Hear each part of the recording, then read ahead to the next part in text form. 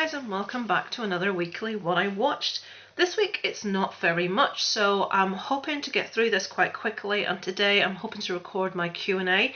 I have so many awesome questions, so thank you guys so much. I'm hoping to record that later today, so it should pop up, and I'd love if you would watch and let me know what you think. So let's get on with what I've watched this week.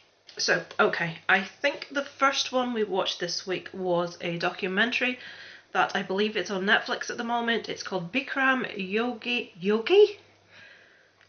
I would have thought it was... Is Yogi a person that does yoga? Or is it a bear that lives in Yellowstone Park? Yogi Guru Predator. As it sounds, this is about a guy... The spectacular rise and scandalous fall of hot yoga evangelist Bikram Choudhury is chronicled throughout archival footage and extensive insider interviews. So again, I always say I like a documentary where we see real footage, real interviews from the individuals involved, and this has got lots of that. This guy is an absolute genius when it comes to yoga and the body and achieving your potential, but he is a nasty piece of work underneath. I do apologise. I've just had a package delivered from eBay. Yes, I have. And I think the last time I did this, I also did.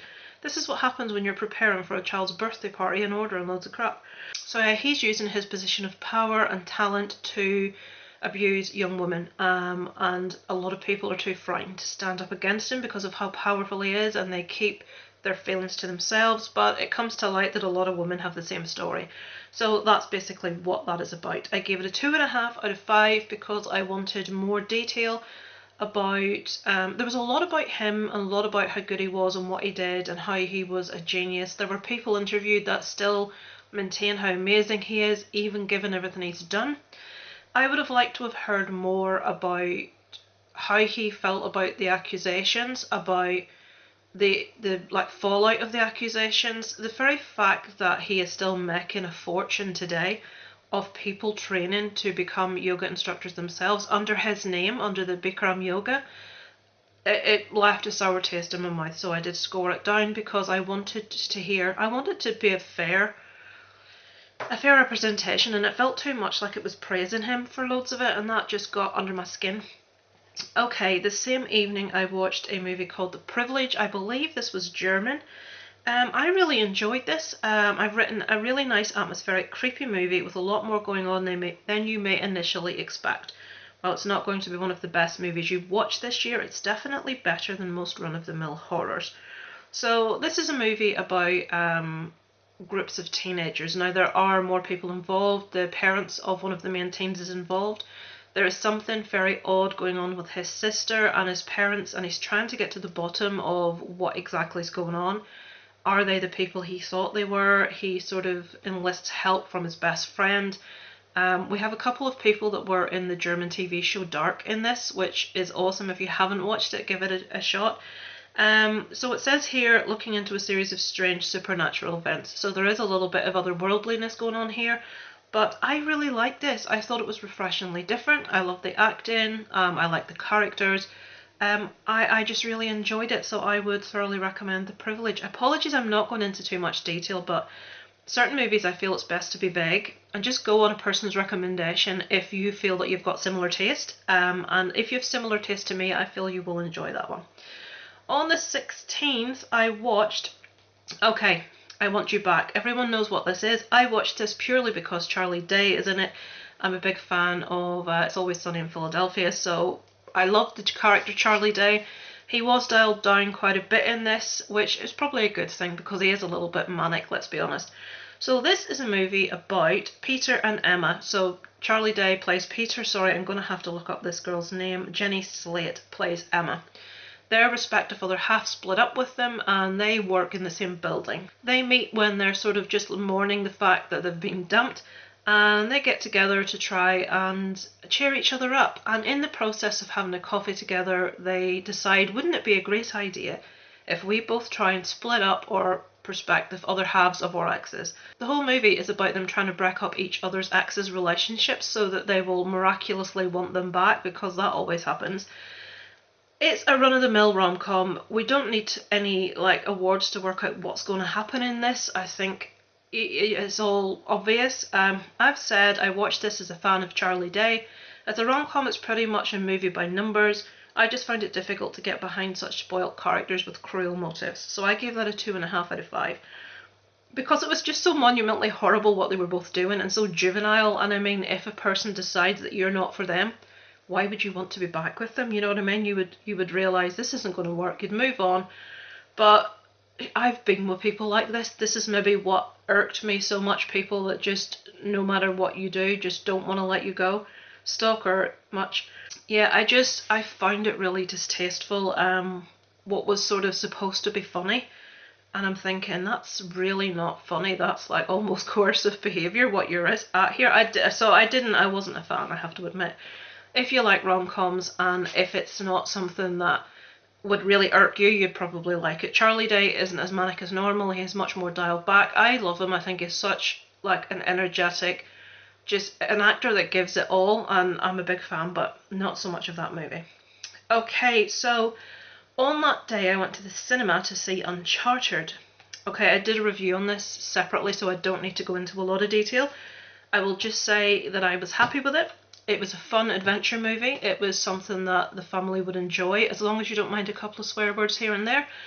I am not an avid player of the games. I have played one of the games, so the casting of Mark Wahlberg and Tom Holland was not a big deal to me. For me, it was an origin story, so we're allowed to have a much younger representation. I think Tom Holland is a really good actor. I've been really impressed with him recently. And there was issues. There were a few issues, especially physics and mechanics. If you want to take that into consideration, don't watch this. But it was a fun popcorn flick, and I think people are being unnecessarily harsh on it. I give that a 3 out of 5. Okay. On the 18th, okay, so Texas Chainsaw Massacre. I haven't done an individual review for this. I'm sure you guys have had enough of those. I've watched an awful lot of people's reviews to get their feedback. So this follows the original story of the Texas Chainsaw Massacre 50 years on. Now, for a bit of background, Texas Chainsaw Massacre, I have 3 to 4 favourite movies of all time.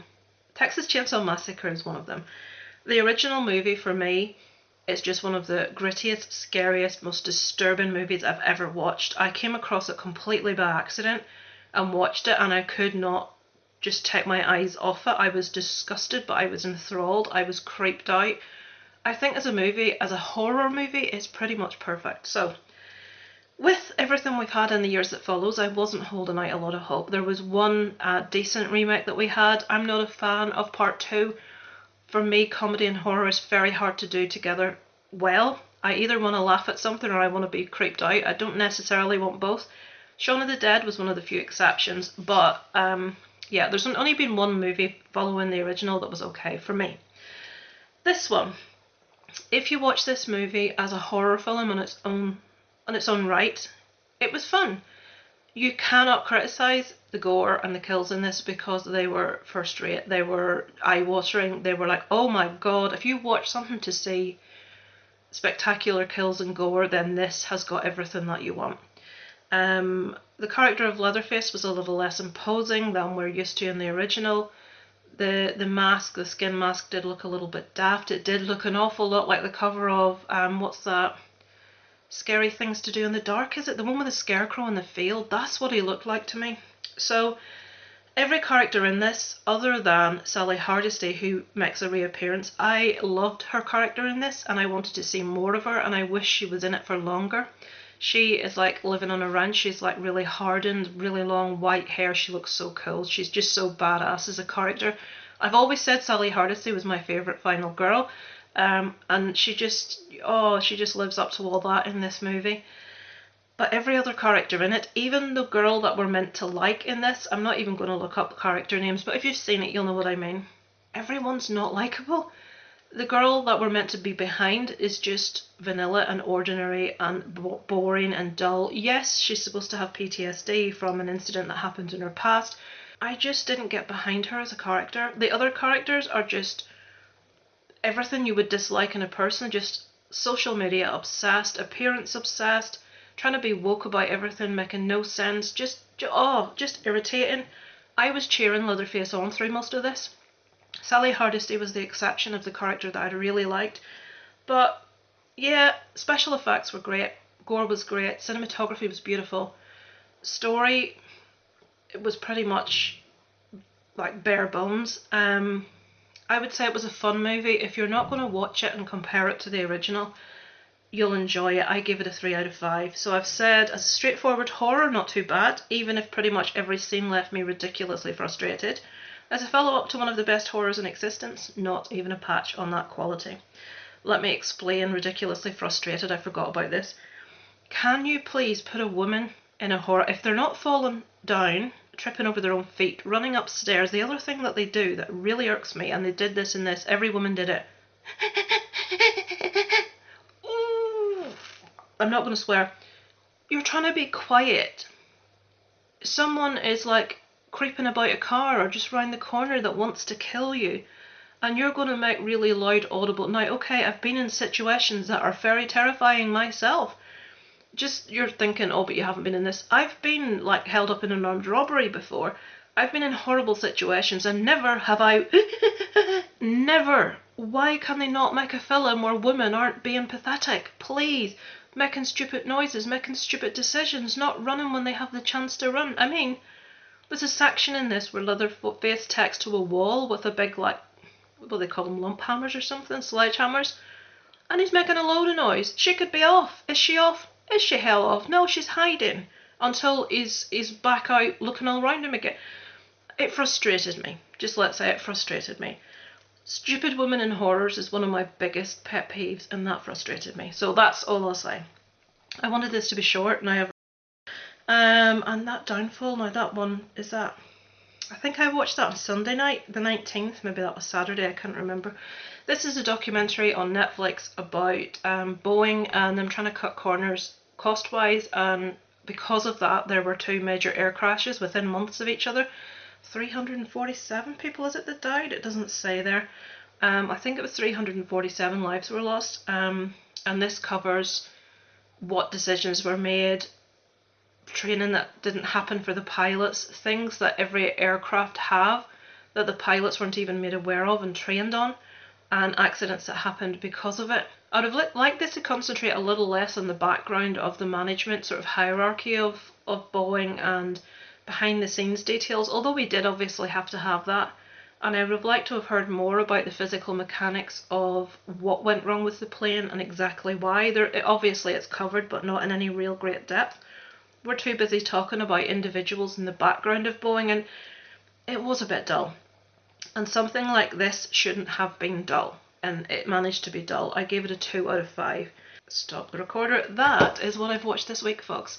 Pam and Tommy I'm still watching. I'm obviously waiting for an episode each week, and I will review that. I'll probably do a review of that when it finishes. And the only other thing I'm watching is The Last Kingdom. I'm still watching, which is I discovered that Vikings isn't actually a thing. When Danes, just as one example, raided a particular place, it was called Viking, so they became known as Vikings, even though Vikings aren't actually a thing, which I just discovered. So I'm sort of learning a lot about the history of England, the Danish, sort of how Scotland came to be, how Wales came to be, and it's really interesting. But on the other hand, even though historically it is quite accurate, we're getting a lot of knowledge from it, it's full of men with long hair and beards. So that's enough of a reason for me to be watching. And on news of men with long hair, Henry Cavill has just been cast as the new Connor MacLeod for the new Highlander movie, and I, for one, am delighted. Now, obviously, people are saying there can only be one. Please don't mess with the soundtrack, guys. Please leave Queen in there. Don't do anything with it. I wonder will they be able to use it?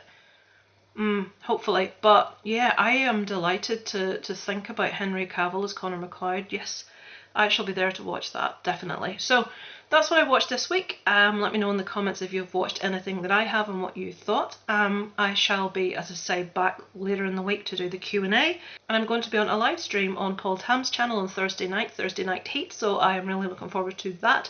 But thanks for watching, folks, and I look forward to speaking to you next time. Over and out from Lisa Loves.